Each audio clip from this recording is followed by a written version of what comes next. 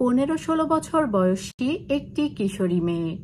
ঢাকার এক রাজপ্রাসাদে সে গৃহ পরিচারিকার কাজ করত। একদিন তার মায়ের কথা তার ভীষণ মনে পড়ছিল, তাই সে একবার যেতে চেয়েছিল মায়ের বুকে।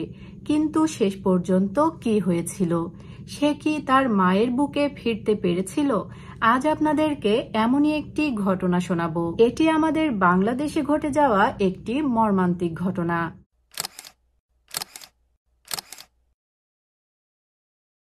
সুপ্রিয় দর্শক এবং শ্রোতা, আসসালামু আলাইকুম। সম্পূর্ণ ভিডিওটি জুড়ে আপনাদের সাথে আছি আমি সাবিহা সুলতানা মুক্তা।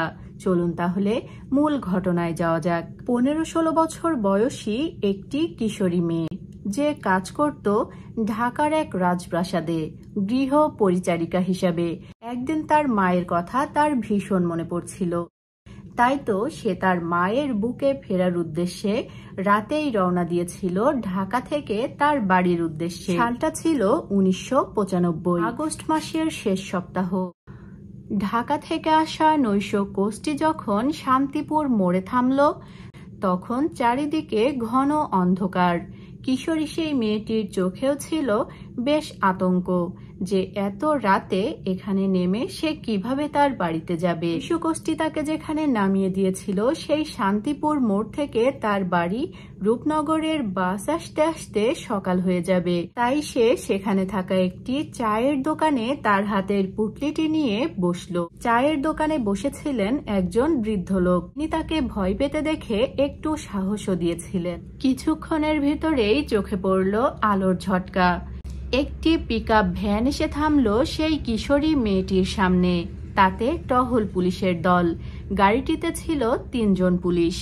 তাদের মধ্যে একজন ছিলেন এসআই এবং 2 জন ছিলেন পুলিশের কনস্টেবল।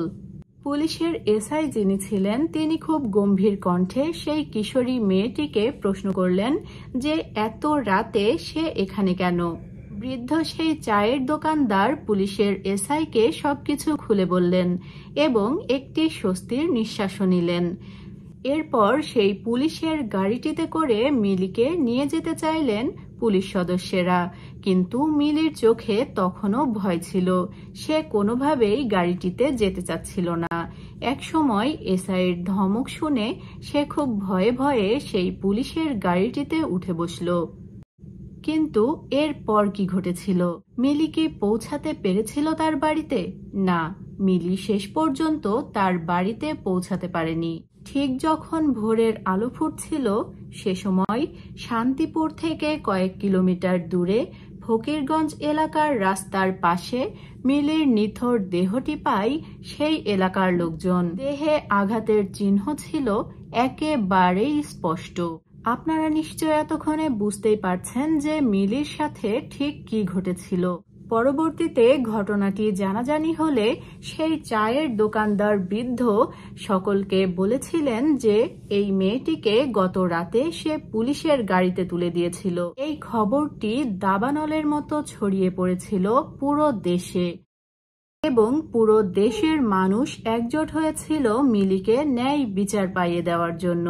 প্রথমে প্রশাসন ঘটনাটিকে ধামাচাপা দেওয়ার চেষ্টা করেছিল। তড়িঘড়ি করে লাশের ময়নাতদন্তের কাজটিও শেষ করে ফেলে। অজ্ঞাত পরিচয় হিসেবে দাফনের চেষ্টাও করা হয়েছিল। এরপর সরকারিভাবে একটি প্রেস নোট জারি করা হলো, যাতে বলা হলো মেয়েটি নাকি অসাবধানতাবশত গাড়ি থেকে লাফ দিয়েছিল এবং গাড়ি থেকে লাফিয়ে পড়ার কারণেই তার মৃত্যু হয়েছে। এছাড়াও সেই কিশোরী মেয়ে মিলির চরিত্র নিয়েও প্রশ্ন তুলেছিলেন প্রশাসন। ঘটনাটিকে একেবারে ভিন্ন দিকে ঘুরিয়ে দেওয়ার চেষ্টা করা হয়েছিল, কিন্তু প্রশাসনের এই নির্লজ্জ মিথ্যাচার জনগণের ক্ষোভকে আকাশ ছুঁয়ে দিয়েছিল। নারী সংগঠন, ছাত্র সমাজ এবং সাধারণ খেটে খাওয়া মানুষ সবাই এই ঘটনাটির বিরুদ্ধে পথে নেমেছিল। ঘটনার 4 দিন পর হাজার হাজার মানুষ একত্রিত হতে শুরু করেছিল এবং ঘেরাও করেছিল সেই এলাকার থানাটি।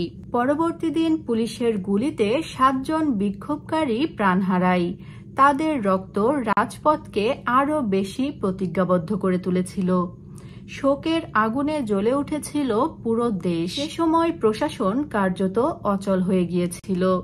এমনকি পরিস্থিতি এতটাই খারাপ হয়েছিল যে জেলা প্রশাসক এবং পুলিশ সুপারকে এলাকা থেকে প্রত্যাহার করে নিতে বাধ্য হয়েছিল সরকার। অবশেষে প্রবল চাপের মুখে প্রশাসন নতি স্বীকার করে। ঘটনার 5 দিন পর আদালতের নির্দেশে মিলির মৃতদেহ কবর থেকে উত্তোলন করে দ্বিতীয়বার আবারও ময়নাতদন্ত করা হয়। সেই ময়নাতদন্তেই বেরিয়ে আসে আসল রহস্য। দ্বিতীয়বার ময়নাতদন্ত করার পর ধর্ষণের প্রমাণও মিলে। পরবর্তীতে এসআই হামিদ, কনস্টেবল রহমত এবং অমলেন্দুকে গ্রেফতার করা হয়। জনগণের ঐক্য প্রমাণ করে প্রতিবাদের মুক্তি নীরবতায় নয়। গ্রেফতারের পর মিলি গণধর্ষণ এবং হত্যা মামলার বিচার শুরু হয় খুব দ্রুত। এই মামলায় ছিল সমাজের বিবেক আর ক্ষমতার অপব্যবহারের মধ্যে এক তীব্র লড়াই। সাক্ষ্য প্রমাণ এবং জনগণের কঠোর অবস্থান মামলাটিকে সঠিক দিকে চালিত করেছিল। 1997 সালের আগস্ট মাসে আদালতের রায় ঘোষিত হল। অভিযুক্ত 3 পুলিশ সদস্য এসআই হামিদ, কনস্টেবল রহমত এবং অমলেন্দুকে ধর্ষণ ও হত্যার দায়ে দোষী সাব্যস্ত করে মৃত্যুদণ্ডাদেশ দেওয়া হলো। এই রায়টি ছিল গণ আন্দোলনের একটি ঐতিহাসিক জয়।